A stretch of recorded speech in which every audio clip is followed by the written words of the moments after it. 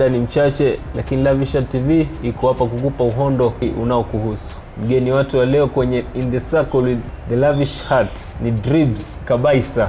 Ulianza lini mziki na ulijuaje kama una kipaji? Okay, shukran sana bro. Kwa majina alivyosema tu ni Gintes Kabaisa na natoka kutoka Nakuru, kijana ya Nax Vegas City. Nimezaliwa na kukulia pia pale Nakuru. Music nilianza kitambo, tuseme sometimes back nikiwa high school. That was from 2007 up to 2011 to 2006 up to 2010 hapo. Nilikuwa nafanya yani, nilikuwa na rhyme book size, nilikuwa nikiandika mashairi kila wakati, poem naandika kila wakati. Lakini sikuwaipata hela ya kwenda kuzirekodi. So zilikuanga tu nyumbani tu na huko mtaani ananiita tu msanii wa mtaani. Lakini sasa wakati nilimaliza shule sasa ndo nilianza sasa kujaribu kuachieve goal ambayo mimi nataka. Lakini nilipofika last year 2019 ndo nilianza professionally sasa kufanya videos, kufanya audios.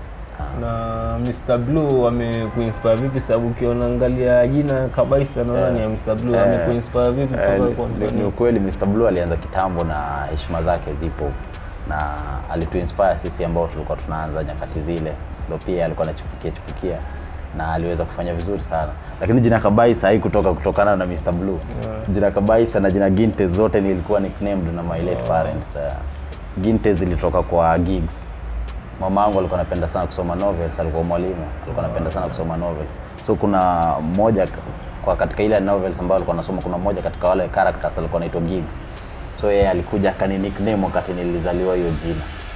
So nilipotoka kwa Gigs ndo my friends wakaanza kuni nickname Gintes. So babangu na yeye alikuwa anapenda kuniita jina fulani ya kiutani. Kabaya.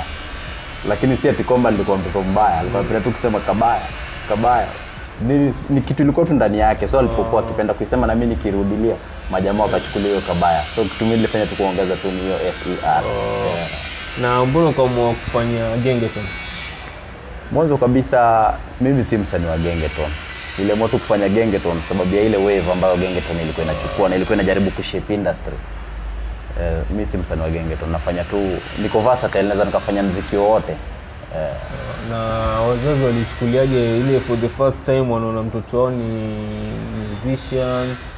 Alafu kuna ile video wajua pia Gengeton na haina content ile ambayo wazazi wanaweza angalia, ile nyimbo ya kupati ukiangalia ni madembe ni wamevaa nini. Wazazi walichukuliaje walipoona ile video? Wazazi I'm sure wangelikuwa leo wangekuwa wanafurahia sana, lakini hawayuko, waliaga. Lakini wenzangu wale ambao tuko nao, mashangazi zangu, wanafurahia kweli na wanaipenda kweli. Na wadhani waweza fika mbali ukiendelea kuimba Gengeton? Kimuziki singependa ni categorize Gengeton as a whole, because mimi naweza fanya hip hop, naweza fanya R&B. Tanzania music na Nigeria music zimetake over. So maboys walipokaa chini wakadecide tunaweza tukafanya Gengeton, ilikuwa kitu moja inspiring sana kwangu, because pia mimi nilikuwa nimechoka sana na hizo muziki za Kitanzania. Na msanii gani hapa Kenya ya kuinspire sana ama umwangalia sana, watamani ufike level zake? Wapo wengi sana, lakini yule ambaye tu amejaribu ameweza kumaintain since aanze na tuna follow up roots zake ni Jua Kali na Nonini. Hao ndo walianzisha hii kitu na sisi tunafuata steps zao, na they are doing very good, very amazing stuff. Na kitu gani unique chenye wewe uko nacho waona hii itafanya mimi nifike mbali? Unajua wasanii ni wengi, kila mmoja ana unique style yake. Originality. Mimi sitaki kucopy paste mtu fulani aliwaifanya. Unakuta wasanii wengi wanakuja anataka kuimba trap music ambao si ya kwetu. Unakuta mwingine anaingia anataka bane mapua ambao si ya kwetu. Originality tu peke yake ndio inanionyesha naweza nikamake it. Changamoto gani ambazo wanapitia wasanii underground? Wasanii underground wanapitia changamoto kweli. Unakuta kwa mfano msanii anahitajika present kitu fulani kwa watu fulani, lakini hana nauli, hana miela, hana connection ya watu ambao wanaweza kumshika mkono wamwambie inakuanga hivi, unaweza kaanzia mahali fulani hadi mahali fulani. So wasanii wengi ambao wanachipukia inakuwa changamoto kubwa sana, hamna mtu wote kuwashika mkono. Na wewe umepata labda uko na management watu wanakusimamia kwa hapo kupata hizo nauli, hizo vitu ambazo zinatakikana ya studio? Kiukweli mimi najisimamia kabisa, mwanzo mwisho najisimamia mwenyewe. Nadhani muziki walipa? Unalipa kweli. Kisha kulipa? Unalipa kweli. Mziki ushawahi kulipa? Umewahi nilipa, nimepiga shows mara kadhaa na sijawahi enda bure. Kwa hivyo wewe Nakuru una jina? Ni kweli. Ndio maana tuna target hizi pia soko zingine, Nairobi, Mombasa. Na msanii gani wa Mombasa muangalie? Nampenda sana Masauti kweli. Lakini heshima kubwa kwa Susumila. Ndio baba yenu yule alianzisha hii kitu na ameifanya yani kiukweli, na hadi leo yupo, na pia yeye alijaza tu kama sisi. So heshima kubwa sana kwa Susumila. Big up yourself mahali upo Susumila.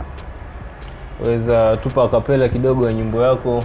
Ukimesap na miss unajua ni makumbo, ukimesap na mshisu unajua ni mafumbo, ati churiri ndo uko na puriri na mitindo una utamcheki sukari kimitindo niko na miti dawa kutoka Loliondo. Na wajiona wapi after 5 years? After 5 years mimi naona nikimiliki studio ambayo itaweza kupatia underground artist platform ya kuweza kuji-identify na kuweza kuwapatia msimamo ambao wasanii ambao Nakuru hawajakuwa nao kwa muda mrefu sana. Tumekuwa tukila kile connection, and every now and then imekuwa lazima msanii atoke Nairobi. Hiyo kitu wange na nikwaza kiplani kivu. Mimi sijasikia Nakuru kuna msanii, sijasikia msanii Nakuru. Wako wametokezea wengi, lakini I think wanga sijui nini wange natushika Nakuru, sijui ni superstar ama nini, ni wanga tunafifia tu kidogo. Lakini kuna ambaye alianzisha na Delicious, alikuwa ametoka Nakuru. Alifanya music vizuri sana. Wasanii Nakuru ni wengi sana. Lakini ile foundation tu ya kuwa mentor ndo tunalaka. Naweza shauri nini msanii ambaye hana jina ama hajaanza kabisa lakini yataka msanii? Asikate tamaa. Siku zote tu wakati anatazamia kuwa msanii, ajue kwamba dreams zake ziko valid. Ni ile tu atoke tu kwa blanketi, atupe shuka na mwenyewe aanze kujituma, alafu ataweza kufikia dream yake. Lakini uwezi ukafanya hivi kama wewe mwenyewe umekaa kwa blanketi. Lazima ujitume angalau kidogo tu, alafu Mwenyezi Mungu mwingine atakupandisha. Kabaisa amefika penye alitaka kufika, labda alipokuwa na ndoto za kuanza muziki hajaanza sasa hivi. Hajafika kabisa. Yuko kama percent ngapi sasa hivi? Kwa sasa hivi kwa asilimia 50. So niko na another 50% ya kucover kuhakikisha nafikia dream ambao nimetaka. Gintes Kabaisa pia ni jamaa ambaye amezaliwa katika familia tu ya kawaida. Alizaliwa pamoja na my late parents. Na wakanipa jina Nicholas Mutisia Mwadhi. So hapo nilizaliwa miaka ya nyuma 90 hapo. Nimelikuwa katika familia ya watu watatu. Mimi peke yangu ndio ndugu, wale wengine ni madada wawili. Mimi ndo kioo cha jamii, na nimesomea shule hapa hivi tu Nakuru. Nilikana kama Bondeni Primary School. Katoka Bondeni Primary School nikajiunga na Kenyatta Secondary School. Nilipotoka Secondary School Kenyatta nikajiunga na Serene Educational Center. So ni kijana ambaye naweza sema pia nimepitia changamoto kadhaa tangu wazazi wangu waage dunia, na nilibaki peke yangu kwamba mimi ndo kiongozi pale. Sikuwa na kibarua, sikuwa na chochote. Madada zangu ndio wanastahili wamalize shule. Hakukuwa yoyote ambaye angeweza kunishika mkono kuniambia unastahili ufanye hivi na hivi na hivi ndio mambo iweze kuwa sawa. Lakini maisha ilizidika kuwa ngumu kweli. Tukiangalia hapo 2010, 2011, 2012 maisha ilikuwa ngumu kweli kabisa. Manake madada zangu mimi walikuwa nategemea.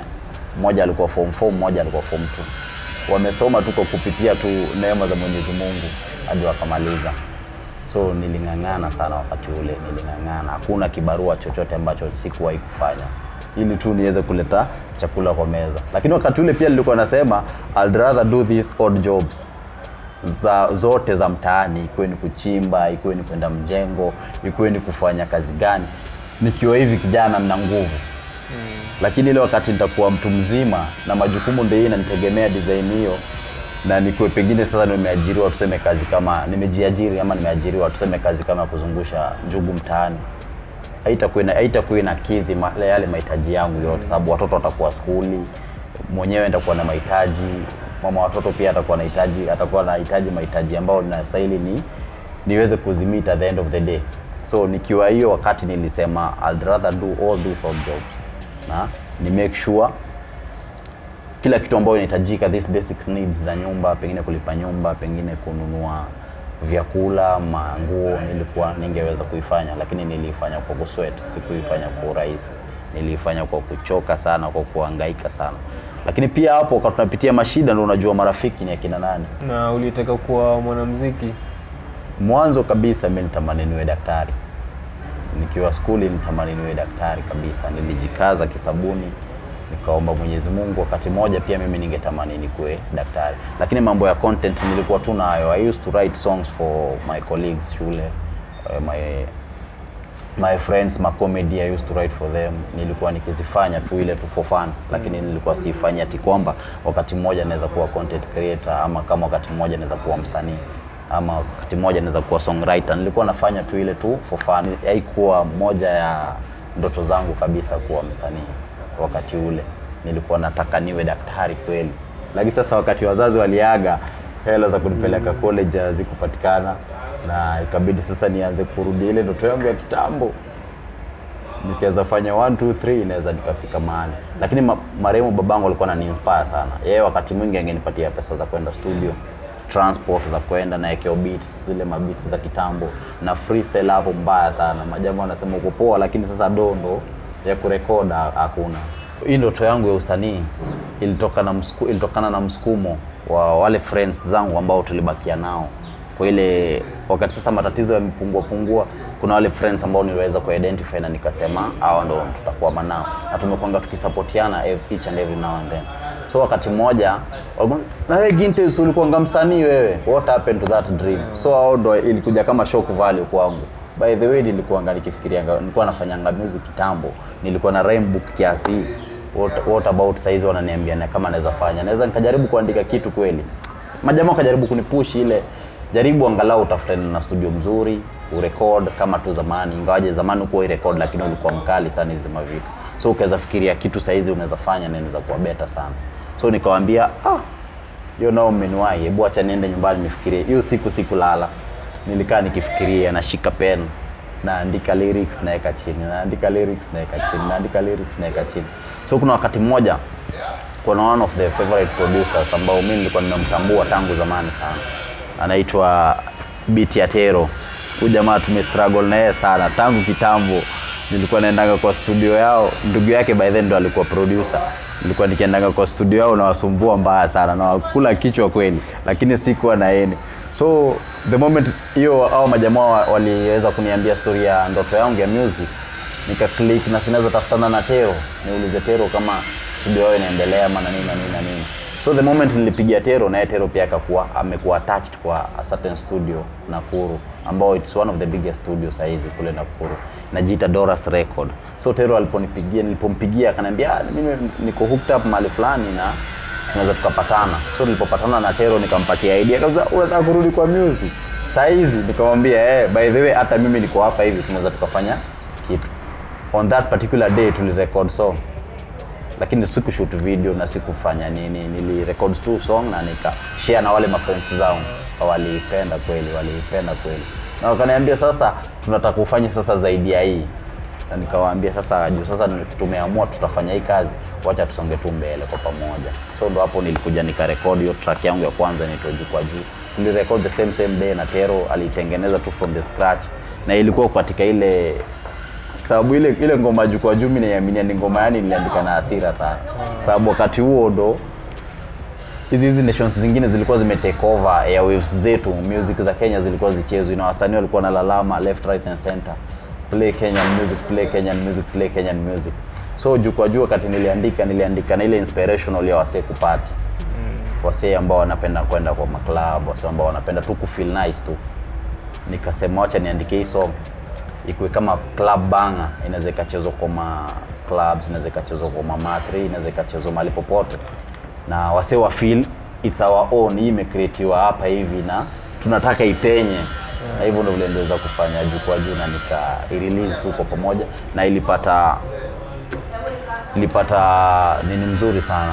Tuseme ilipata mwanzo mzuri sana ile muziki yenyewe, sababu tu the moment nili-release hivi nilijaribu kushare na 2 or 3 friends ambao tuseme wamemake it kidogo, na kwa bahati tu vile nikaongea na Meja Genge na Meja akaisukuma kwa TV, na within 2 days hiyo ngoma ilichezwa.